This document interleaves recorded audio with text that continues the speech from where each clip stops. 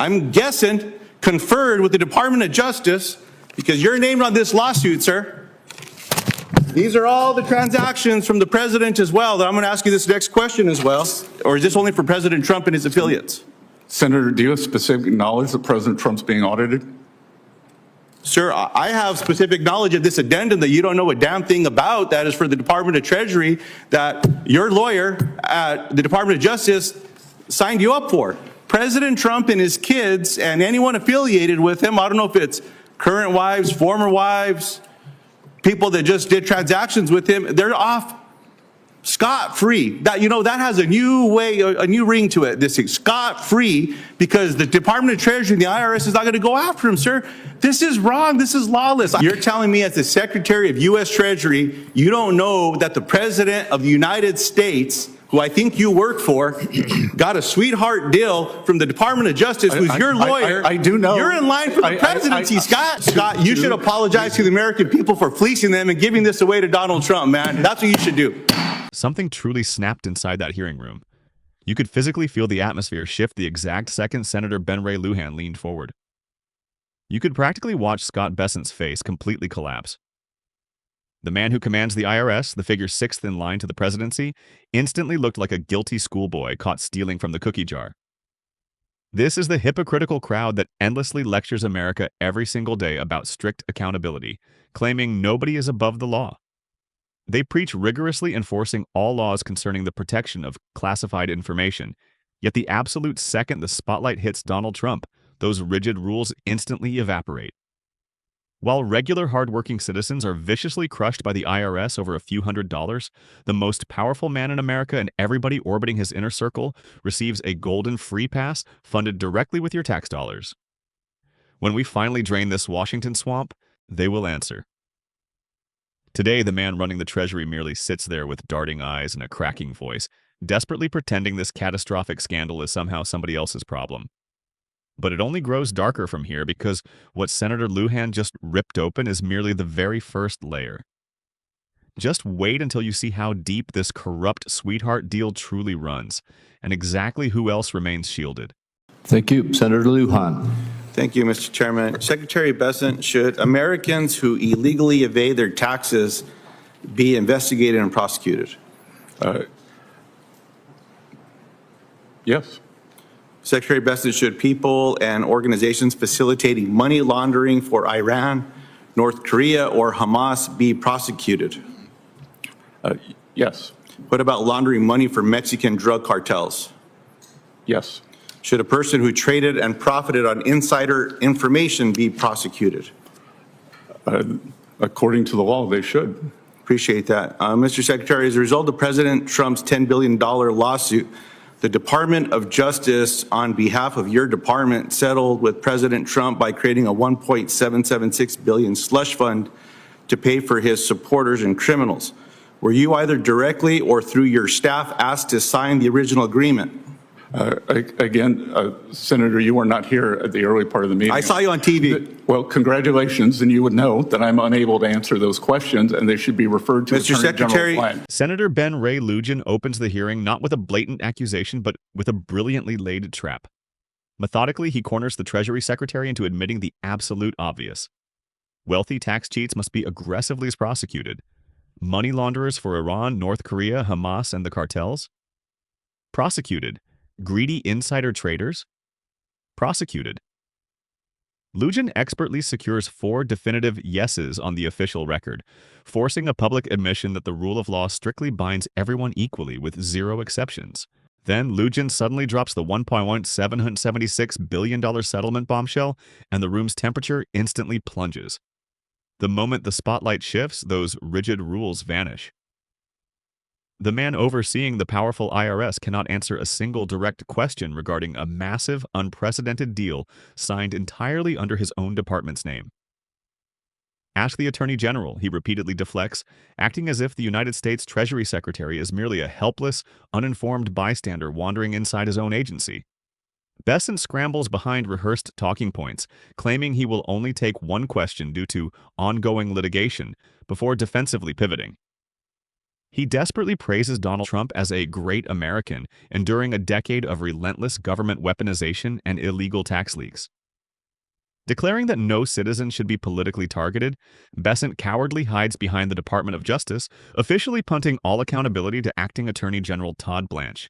That single pathetic pivot encapsulates this entire political scandal in miniature. Secretary Bessent happily agrees in principle that the law strictly binds every regular American, right up until the interrogation turns to the very man who appointed him. Instantly, his confident answers completely evaporate, his eyes nervously shift, and his rehearsed sentences crumble apart. But here is the darkest, messiest reality of all. The Department of Justice represents the Treasury in this specific lawsuit.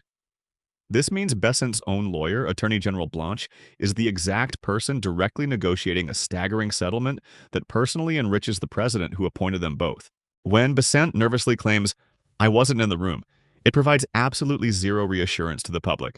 Instead, it serves as a damning admission that monumental decisions erasing the president's massive tax obligations occurred entirely without meaningful oversight from the man constitutionally sworn to enforce them. This is not some innocent bureaucratic mix-up. It is a brazen protection racket operating in plain sight. There is clearly one set of rules for Donald Trump's inner circle and another punishing reality for everyone else. And the deeper Senator Luján digs, the more terrifyingly clear it becomes. This elite immunity was never an accident. What about the addendum to this agreement? Are you familiar with what the addendum is? I'm not sure what you're referring to. Are you familiar with this giveaway from the IRS that says President Trump and anyone that knows him or does business with him or part of a business, they get off scot-free? Are you aware of this? Again, I refer you to Attorney General Blanche. Are you Attorney General Blanche's client? The IRS and Treasury are a client of the Department of Justice. So is that a nice way of saying yes? You're a client, he's your lawyer. He represents. You're the secretary. Are you the Secretary of Treasury? Yes is the answer. The Department of Justice. Scott Bessent, let me ask you this question, sir. Are you the Secretary? In my personal capacity, Todd Blanche is not my attorney. Correct, sir. Are you, sir, for the Mr. U.S. Secretary, Treasury? Scott, let me ask you this way. Scott, are you the Secretary of Treasury for the United States government? Yes. Appreciate that. The Department of Justice represents the IRS and the Department of Treasury in this lawsuit, correct? Correct. Are you aware of this addendum? You're telling me DOJ gave the president this without you knowing about it? Again, they settle on our All right, behalf. well, that's not how the law works, sir. I'm not a lawyer, but you have a bunch of them behind you. You should see the faces they're making at me behind you. They're all scowling at me back over here. Well, I think that's a different reason, sir. Well, for whatever it is, they're doing it. Mr. Secretary, my concern is that this addendum's not been getting a lot of attention. There's colleagues on this panel that think this slush fund is a bunch of bullshit. And they've called out to say, get rid of it. Now, people need to say, are you okay with one person in America, because the Secretary of Treasury, I'm guessing, conferred with the Department of Justice, because you're named on this lawsuit, sir. These are all the transactions from the president as well, that I'm going to ask you this next question as well. You were bragging to one of my colleagues that you've been sanctioning people doing bad things in America. People that get sanctioned, like Iran or terrorists, they're told not to do business in the United States with partners. Is that your understanding, sir, me as a layman? It is. You hold these bad people accountable. I congratulate you for that. So this little giveaway to President Trump and his family gets them off scot-free. Does every American become part of this addendum? If someone didn't pay their taxes or violated tax law or did bad things, are they told, can't prosecute you, you're good? Everyone going back to the date of this, or is this only for President Trump and his affiliates? Senator Ben Ray Luján just cornered Scott Bessent with the most dangerous question of the entire hearing, and the only answer was deafening silence. Luján methodically forced the Treasury Secretary to confirm that the Department of Justice officially represents the IRS and the Treasury. He forced Bessent to admit, on the record, that he is the actual client. Then came the devastating blow that should have immediately ended the hearing. Are you telling me the DOJ handed the president this massive legal protection without you even knowing about it? Bessent's response was pure institutional vapor. they settle on our behalf. He acted as if the Secretary of the Treasury is a mere spectator inside his own department, as if the man constitutionally charged with collecting the nation's taxes can just shrug his shoulders when his own lawyers draft a private exemption for Donald Trump and everyone orbiting him. Here is the dark reality that most media coverage still refuses to say out loud. This is not merely some complex legal technicality. It is the deliberate creation of an impenetrable personal immunity zone around one single man. While Donald Trump spent years loudly railing against elites and promising to drain the swamp, his administration has quietly engineered the ultimate swamp privilege. They secured a formal, written guarantee that the IRS will completely look the other way for him, his children, his former spouses, and absolutely anyone who has ever done business with him.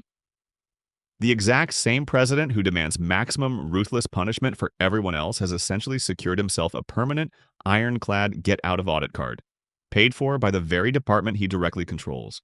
Bessent's laughable defense only works if you actually accept that a sitting cabinet secretary can be legally bound by a massive agreement he claims he never even reviewed. Anywhere else in the world, that would be a career-ending admission. Here, it is casually treated as routine. The supposedly independent Department of Justice is actively negotiating a sweetheart deal that permanently shields the president who appointed the Attorney General, while the Treasury Secretary reports back to that exact same president. The circle is flawlessly closed. Genuine accountability has been entirely designed out of the system. Meanwhile, Bessent brazenly boasts about freezing ruthless cartels and foreign adversaries out of the financial system, proudly declaring, "Today, I'm proud to announce that we've taken decisive action against the Sinaloa cartel, one of the most notoriously violent criminal and drug trafficking organizations in the world. Our administration is committed to cutting off their funding and neutralizing the threat through all available tools." Yet, this exact same powerful machinery that ruthlessly crushes bad actors has simultaneously built a golden, untouchable exemption for the Trump network. There is clearly one set of rigid rules for the American public and another entirely for the man at the top. The deeper Senator Luján presses, the clearer this corrupt architecture of protection becomes, and the more pathetic and desperate their attempts to look away. Senator, do you have specific knowledge that President Trump's being audited? Sir, I have specific knowledge of this addendum that you don't know a damn thing about. That is for the Department of Treasury that your lawyer at the Department of Justice signed you up for. The reason I'm asking this question is because President Trump's sons signed a deal, as you know, with World Liberty Financial with a bunch of folks you sanctioned. And now, as part of this, there's an addendum that says President Trump and his kids and anyone affiliated with him, I don't know if it's current wives, former wives, people that just did transactions with him, they're off scot-free. That, you know, that has a new way, a new ring to it, this thing, scot-free, because the Department of Treasury and the IRS is not going to go after him, sir. This is wrong. This is lawless. I hope our colleagues will look at this addendum. If I could offer this into the record, Mr. Chairman, for those that haven't seen it yet. Without objection. Come on, man. There's a better way of doing this, sir. That's all we're saying here. So, look, I appreciate it if you don't want to talk about a lawsuit. That's your prerogative to answer that way. But to say that you as a client, as Secretary of the U.S. Treasury, does not know what the Department of Justice is giving away to people, come on, man. That's just not on the up and up, sir. Sir, I hope we can do don't better. understand the way the protocol works, and we receive advice and accept their settlement.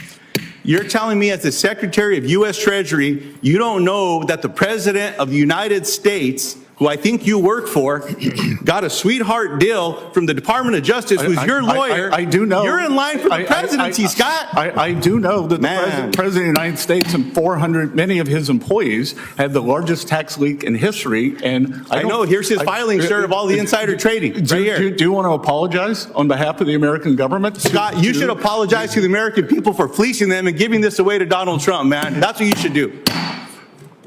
We can agree to disagree. Senator Warnock. That we'll agree on.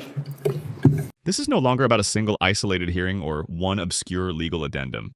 What Senator Ben Ray Luján forced out into the glaring open is something far larger and infinitely more dangerous. The quiet, deliberate construction of an impenetrable personal legal fortress around Donald Trump. A fortress no ordinary American will ever receive. For years, the country has been assured that the presidency is an office of public service, not a shield of immunity. We were told the man occupying the White House remains strictly subject to the exact same laws as everyone else.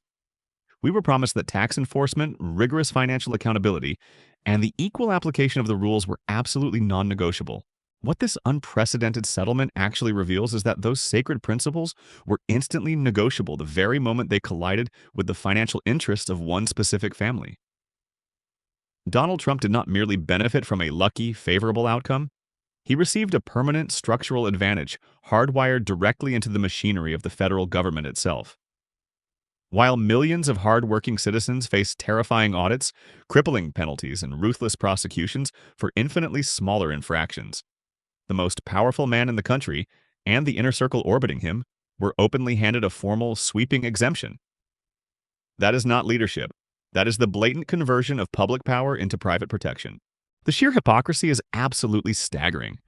This is the exact same political movement that has spent an entire decade viciously weaponizing the language of law and order. These are the very same loud voices demanding maximum, unforgiving severity for protesters, for desperate immigrants, for political opponents, and for everyday taxpayers. Yet, the moment the question finally turns to the former and current president's own financial exposure, those rigid rules magically dissolve. The justice system, which is supposed to be fiercely blind, suddenly develops perfect 20/20 vision for one single name, and convenient selective blindness for absolutely everyone else. What makes this scandal especially corrosive is the terrifying precedent it now sets. Future presidents will watch this unfold and learn the lesson perfectly clearly. If you simply control the right political appointments, if you ruthlessly pressure the right agencies, and if you keep the damning details buried inside an obscure addendum, you can effortlessly carve out a private, untouchable zone of immunity. The federal tax code effectively becomes optional for those at the very top. True accountability devolves into a hollow campaign slogan rather than an actual practice. Ultimately, the public is left to cynically conclude that the law is no longer a shared standard, but a weapon applied unevenly according to absolute power. Scott Bessent's cowardly performance only underscores the magnitude of the problem. A sitting cabinet secretary whose own department is directly implicated cannot simply point a trembling finger at the attorney general and feign total ignorance. That is not institutional caution. That is complete institutional surrender. When the exact people charged with aggressively enforcing the rules completely refuse to own the consequences of those rules, the entire system begins to look like cheap political theater. The American people are not stupid. They clearly notice when the powerful receive golden protections that are never ever extended to them. They notice when the exact same politicians who loudly campaign on fairness quietly engineer massive legal exceptions for themselves and their wealthy allies. They notice when no one is above the law is treated as a convenient campaign punchline rather than a governing operating principle. This corrupt deal does not merely protect Donald Trump's past. It aggressively signals that his present and future financial dealings will be treated with extraordinary, unprecedented deference. It tells every business partner, every associate, and every family member that the full crushing force of the federal tax apparatus will never be brought to bear against them. That is a dangerous form of soft immunity that no statute ever authorized and no voter ever approved. If this is allowed to stand without severe consequence, the lasting damage will easily outlast any single administration. Public trust in the IRS, which is already incredibly fragile, will rapidly erode even further. Trust in the fundamental American idea of equal justice will take another massive, permanent hit. And the next time a president faces scrutiny, the perfect blueprint for escape will already exist. Senator Luján bravely did what far too few are willing to do. He absolutely refused to look away. He forced the glaring contradiction into the public spotlight and demanded that the people responsible actually answer for it. The critical question now is whether the rest of our political system will do the same, or whether it will once again cowardly decide that some men are simply too powerful to be held to the exact same standards they impose on everyone else. The official record is now public. The unearned protection is documented. The double standard is undeniable. What happens next will definitively tell the country whether the law still means anything at all when it collides with the personal interests of Donald Trump. Drop a comment down below and tell me if you think this sweetheart deal should be aggressively investigated or quietly buried. And if you want even more hard-hitting coverage that refuses to look away, hit that subscribe button.